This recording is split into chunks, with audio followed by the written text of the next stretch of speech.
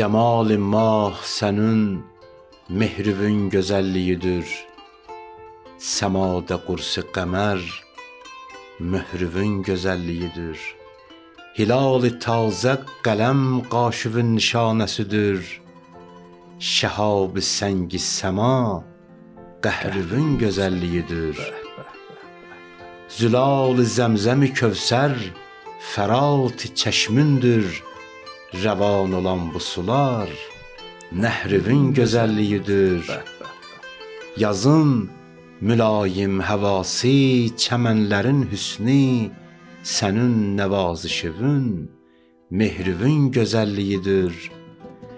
Göyün kəvakibi xurşidivin təcəllası, göyün kəvakibi xurşidivin təcəllası, Züheyl-i zöhrə sənin zöhrüvün gözəlliyidir. Vilayət ayinədar-ı risalətindir sənin. Vilayət ayinədar-ı risalətindir sənin. O bab-ı pür əzəmət şəhrivin gözəlliyidir. Fənai mehrini sən mahə salmasın netsin. Fənai mehrini sən mahə salmasın netsin. Cəmal-i mah sənin mehrivin gözəlliyidir. Cəmal-i mah sənin mehrivin gözəlliyidir. Bismillahirrahmanirrahim. Salam əziz, dəyərli tamaşaçılarımız. Mübarək Ramazan ayının gözəl, rəhmətli, bərəkətli günlərində bir daha xoş gördük sizi.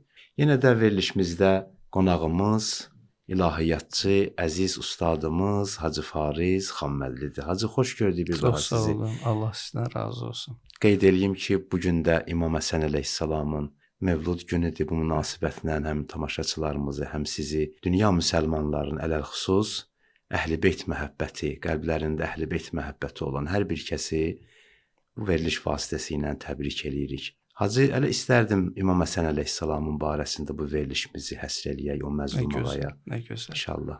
Buyurun Hacı. Bismillahirrahmanirrahim. Mən də təbrik edirəm sizi, salamlayıram sizi. Əleykum salam. Və sizin simavuzda bütün dostlarımızı, izləyicilərimizi, dünyanın hər yerindən bizi izləyənləri təbrik edirəm və salamlayıram.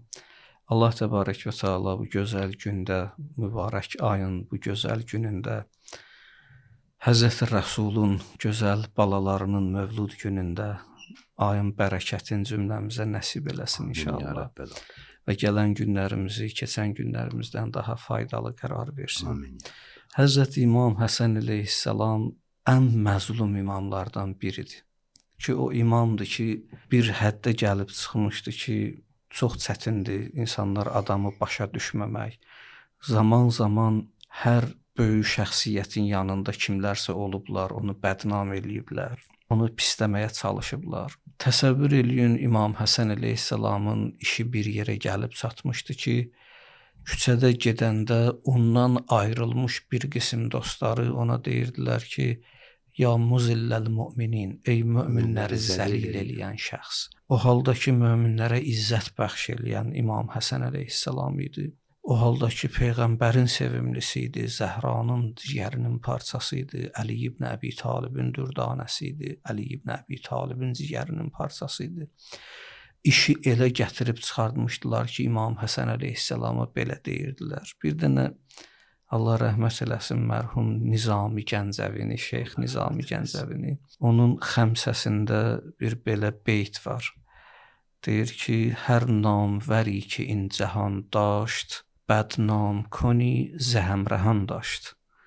Hər namvər və adı uca şəxsi ki bu dünyada olub, onun öz yanında olanlardan kimsə onun adını pisə çıxartmağa çalışıb. Bədnam koni zəhəmrəhan daşt. Onu ilə bərabər həmrahlıq eləyənlərdən, yol gedənlərdən kimsə onun əleyhinə çıxıb. Deyir ki, Yusuf ki zemah əqd mi bəst, əz həqd bəradəran nəmirəst. O Yusuf ki deyir, aydan da həya saxlayardı, aydan da həya eləyərdi. Həmən Yusuf da bəradərlərinin, qardaşlarının əlindən, paxıllığından, hiləsindən çiçəklənə bilmirdi, qabağa gedə bilmirdi. Sonra deyir ki, Əhməd ki səraməd ərəb bud, həm xəstə-i xar bu Bu ləhəb ləhəb bud. bud. Bəh, bəh, bəh. Buna baxmayaraq ki, sevgili peyğəmbərimiz Həzrəti Əhməd Muhammed sallallahu əleyhi və səlləm ərəbin baş biləni idi, öndə gedəni idi, amma o da Əbu Ləhəbin xarının və tikanının mübtəlası idi. Xəstə olmuşdu, yorulmuşdu onun əziyyətlərindən. Yəni demək istəyir ki, hər zamanda Allahın vəliləri ki yaşayırlar, onları incidən kimsə çıxır meydana. Bəli, bir hədis də var, Hacı deyir, mömin dağın başına da getsə tənha yaşamağa, orada da bir ona əziyyət verən mütləq surətdə. Nizami Şeyx Nizami də ora işarə eləyir. İndi bu beytlər niyə yadıma düşdü? Həzrət İmam Həsən əleyhissalamdan danışmaq istədik. Salamullah əleyh. İmam Həsən əleyhissalam deyirdilər, niyə sülh elədi Muaviyyət ibn Əbi Süfyanla? Ona görə ona deyirdilər, möminləri zəlil eləyən adam. Halbuki İmam Həsən Muaviyyə ilə savaşırdı. Savaşın içində çox faciəli məsələdir ya, çox acınacaqlı bir həyatdır. Savaşır, savaşın içində öz qoşunundan İmam Həsən öndədir, arxa sırada olanlardan bir nəfər Həzrəti yaralayır. Öz qoşunun içində. Allahu Əkbər. Yaralayır, artıq başa düşürlər ki, qoşunun içində, daxildə müşkül var, problem var, çətinlik var. Necə eləmək lazımdır? Bir neçə nəfər sədaqətli adamlar Həzrəti Həsən əleyhissalamı götürürlər, gətirirlər, ən inandıqları bir adamın evində gizlədirlər. Artıq dostun və qoşunun öz içində müşkül var. Bir var idi, düşmənlər İmam Həsənə qarşı idilər. Bir də var, öz cəbhəsinin içində problem var. Öz qoşununun içindən, daxildən bir nəfər İmam Həsən əleyhissalamı zərbətləyib, yaralayıb. Heç kim bilmir İmam Həsən hardadır. Evdə saxlayırlar, bir neçə barmaq sayı adamdan başqa heç kim Həsənin harda olduğunu bilmir. Bir gün keçir, səhər gördülər qapı döyülür, evin qapısı. Gəlirlər, qapını açırlar, görürlər bir qasiddir. Muaviyyət ibn Əbi Süfyan tərəfindən məktub gətirib. Gətirir məktubu, təqdim eləyir. Deyir, mən 2 dənə məktub gətirmişəm İmam Həsənə. Bir məktub Muaviyyə yazılıb, bir məktub Muaviyyədən İmam Həsənə yazılıb.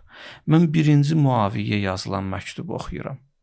Muaviyyə yazılan məktub belə idi. Bismillahirrahmanirrahim. Qasid Muaviyyə tərəfindən gəlmişdi. Qasid Muaviyyə tərəfindən gəlmişdi, bəli. Açır, oxuyur, görür məktub yazılıb İmam Həsənin qaldığı evin sahibindən Muaviyyət ibn Əbi Süfyana.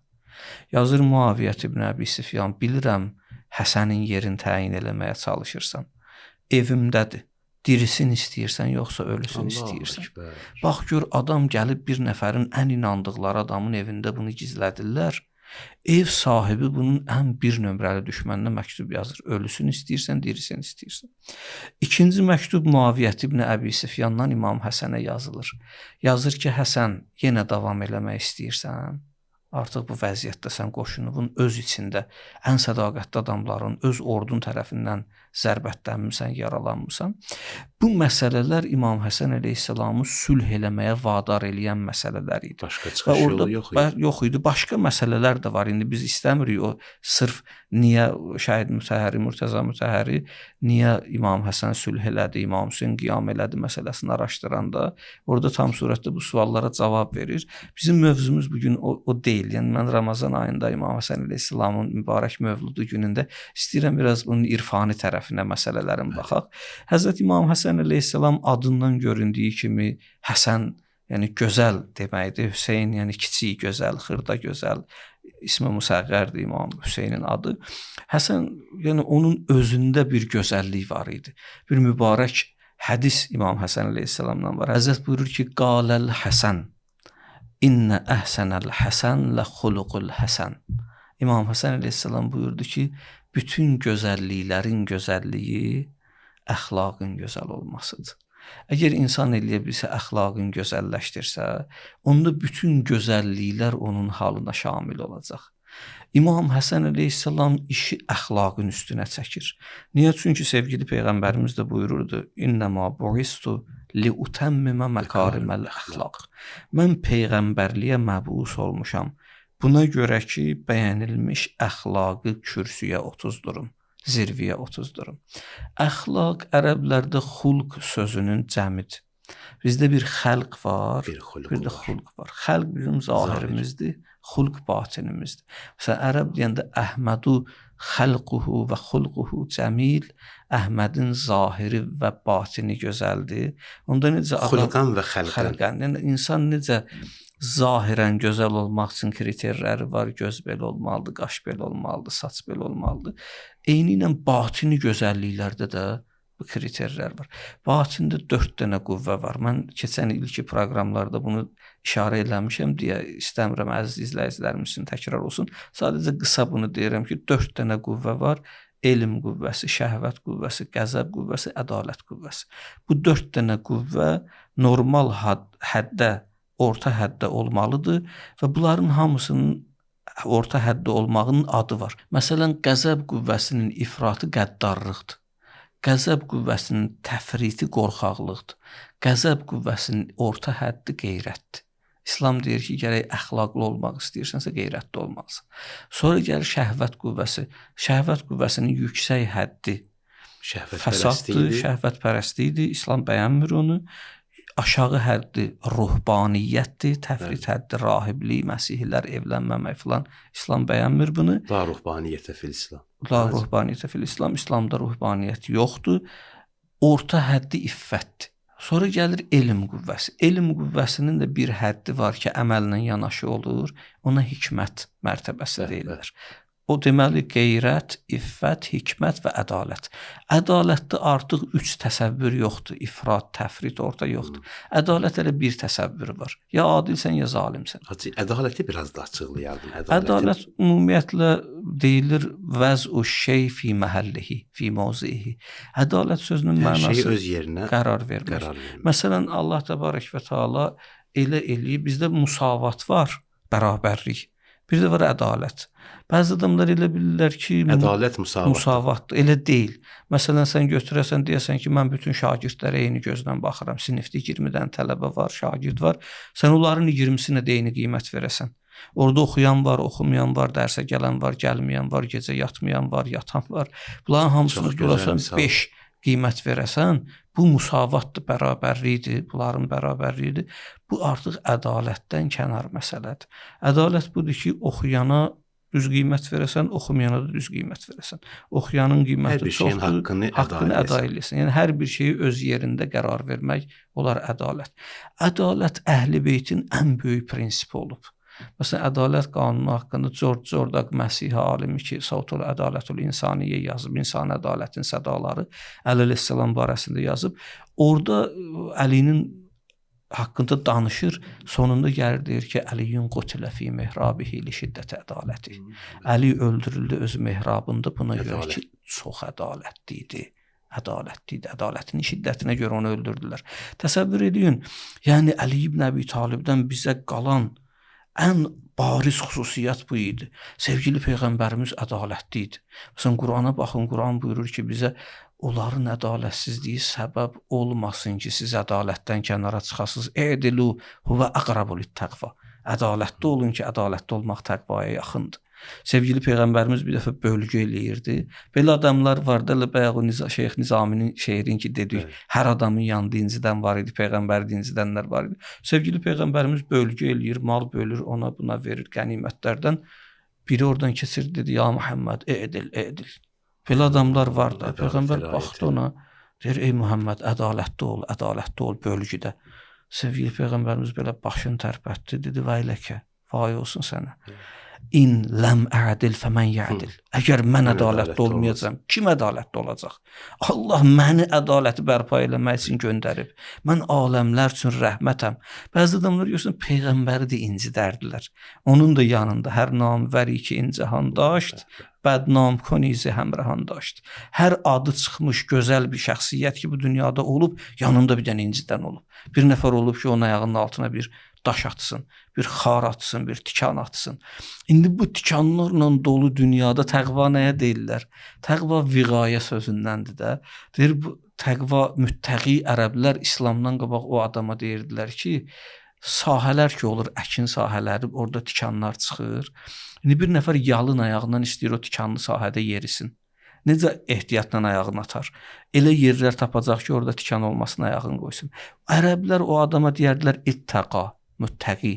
Yəni o adam ehtiyatla ki, tikanlı sahədə yeriyir, ayağına xar batmasın. O adama deyərdilər müttəqi, tikanlı sahədə ehtiyatla yeriyir. İndi dünya aludədir. Bütün çirkinliklərlə, çətinliklərlə, sıxıntılarla. Burada bir dənə adam var, özün qoruyur. Ayağını elə qoyur ki, birdən o günahın xarı ayağıma batmasın. O adama deyirlər müttəqi, təqvalı. Allah yanında ən güclü dəyər də budur. İmam Sadiq əleyhissalamın bir duada keçir, Həzrət bizə öyrədir. Bəzən deyirlər, məsələn, Allah ədalətlidir, Allah adildir. Bizim usul-i-dindən biri, 5 dənə usul-i-dindən biri Allahın ədl sifətidir də. Biz inanırıq ki, Allah ədalətlidir. Amma onun ədalətliliyi bizə sərf eləməz. Yəni biz ümid eləməyək ki, o ədalətli olsun bizə qarşı. Hacı, mən də elə bu sual vermək istəyirdim ki, bizim dualarımızda var. Allah bizi ilə fəzlinlə davran, ədalətinlə yox. Bəli, Rəbbənə amilna bi fəzlik və la tuamilna bi ədlik. İlahi, bizi ilə öz fəzlinlə rəftar elə. Çünki Allah bizi ilə ədalətlə rəftar eləsə, onda vay bizim halımıza, belə deyək. Biz günahkarıq, biz unutqanıq, biz əməllərimizdə süstlük eləyə bilərik, biz cinayət eləyə bilərik, Allah uzaq eləsin, üsyan eləyə bilərik Allaha qarşı. O bizi ilə rəhməti ilə və fəzli ilə rəftar eləməlidir. Bəzən bizim əməllərimizdən görməzdən gəlməlidir. Ona görə biz Allahdan istəməliyik ki, ilahi, öz fəzilətindən bizi ilə rəftar elə. Bir dənə Qur'an-ı Kərimdə ayə var, deyir, qiyamət günü Allah təbarək və təala günahkarlardan soruşar ki, ey insan, ma qarrəkə bi rabbikəl kərim. Nə səbəb oldu sən öz kərim Allah'a qarşı çıxdın? Bəzi adamlar deyirlər, Allah təbarək və təala burada hələ özü öz sualının cavabını da verir. Nə səbəb oldu sən kərim Allah'a qarşı çıxdın? Deyir, sənə öyrədir. Yəni sənin kərimliyin səbəb oldu da. Mən bitirdim, sən fəzilətli Allahsan, rəhim Allahsan, mərhəmətli Allahsan. Bəzən sənin fəzilətin səbəb oldu, sənin kərimliyin səbəb oldu ki, mən sənə qarşı çıxa bildim. Bəzən deyirlər, bizdə hədisdə var, bəndə deyir, gedəndə, onu cəhənnəmə tərəf aparanda, tez-tez dönər, baxar.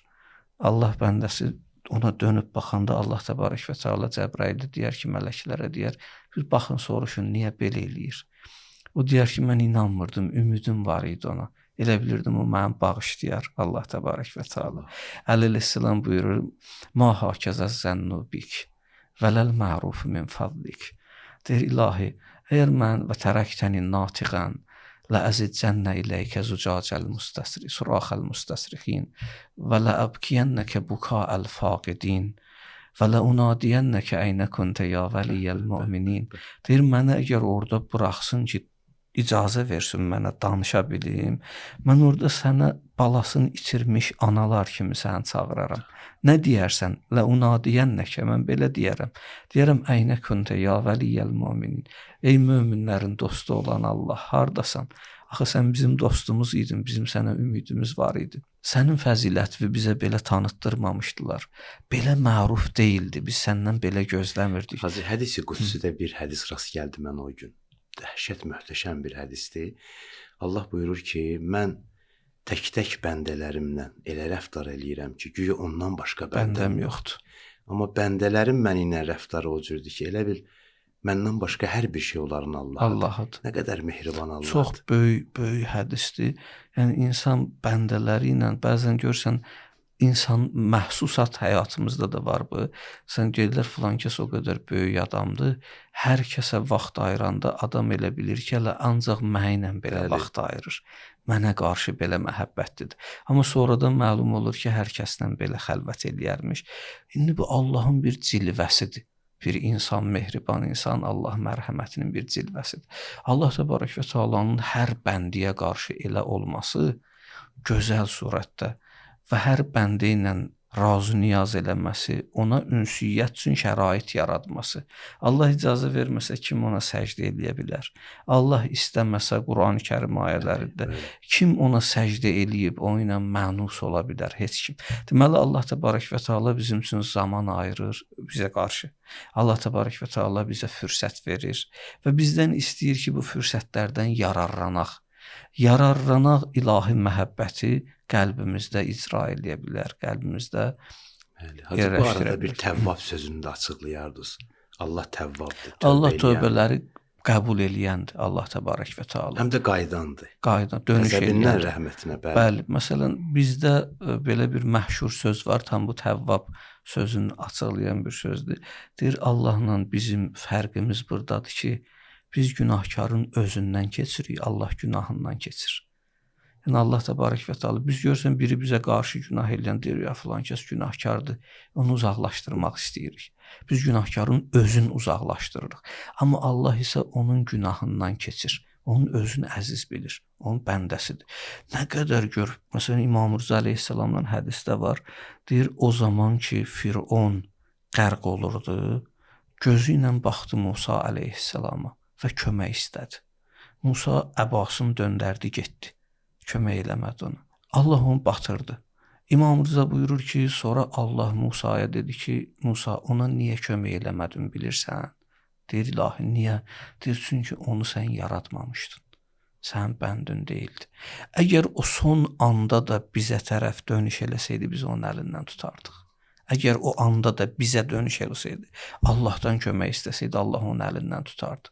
Yəni Allah təbarək və təalanın rəhməti qəzəbin əhatə eləyib və Allahın mərhəməti, rəhməti bütün rəhmətlərdən üstündür. Rəhməti qəzəbindən qabaqdır. Ümumiyyətlə müqayisə olunmaz. Bu sifətlər ki var, məsələn Allah rəhmandır, bağışlayandır deyirik. Biz onu, o sifəti Allaha onun əməlinə görə nisbət veririk. Yəni insan mehriban olanda Bismillah sözünü tərcümə eləyirik. Bismillahirrahmanirrahim, mehriban və bağışlayan Allahın adı ilə. Allaha mehriban demək olmaz. Mehribanlıq zatda dəyişiklikdir. Bəs biz niyə qəzəbin özüdür? Qəzəbin özüdür. Biz bunu sözü niyə Allaha bu sifətləri nisbət veririk? Özümüzdə olduğu kimi. Bəli, əməlin özüdür qəzəbə tuş gəlir və əməlin özüdür Allahın rəhmətinə tuş gəlir. Yəni biz deyirik ki, insan mərhəmətli olanda, mehriban olanda neyniyir? Ondan nə əməllər baş verir? O əməlin nəticəsini Allahın mərhəmətində də görürük. Bu sifətlər Allaha nisbət veriləndə başqa mənanı ifadə edir. Bəndələrə nisbət veriləndə başqa mənanı ifadə edir. Yəni məsələn bəndədə mərhəmət sifəti, mehribançılıq sifəti, qəzəb sifəti, bunlar hamısı başqa mənadadır. Allah təbarək və təalada isə o feilə və onun işinə görə, nəticəsinə görə o sifəti Allaha nisbət verilir. Yoxsa Allahın mehribançılıq özü insanın hissiyatından doğur, insanın zəfindən doğur. Amma Allah təbarək və təalada belə deyil. Allaha nisbət verilən o sifətlər fərqli mənadadır. Allah təbarək və təala rəhmətin ən zirvəsindədir. Artıq o zirvə elədir ki, o rəhmət insanlarda olan, hətta peyğəmbərlərdə olan mərhəmətlə, rəhmətlə müqayisə oluna bilməz. Sevgili peyğəmbərimiz ki, aləmlər üçün rəhmət olaraq göndərilib, onun da mərhəməti ilahi mərhəmətlə müqayisə oluna bilməz, ilahi rəhmətlə müqayisə oluna bilməz. Və o əvvəldə İmam Həsən əleyhissalamdan oxuduğumuz hədis ki var, Həzrət buyurur ki, İnnə əhsənəl həsən lə xuluqul həsən. Hər kim istəsə bütün gözəllikləri özündə cəm eləsin, əxlaqını gözəlləşdirməlidir. Əxlaqın gözəlliyi olanda artıq insan mərhəmətində zirvəsində olur, qəzəbini də kontrol eləyə bilir, səbrində zirvəsində ola bilir. Niyə? Çünki bunlar hamısı, bütün bu məsələlərin hamısı insanın batinindən qaynaqlanır. İnsan o batinin islah eləməlidir. Batin islah olandan sonra insanın zahirində əməllər başlayır gözəlləşməyə. Əsas batindir. İnsanın daxilidir. Əli-Ağa Vahid deyirdi ki, zahirin düz olsa da batinin əyridir minarə kimi.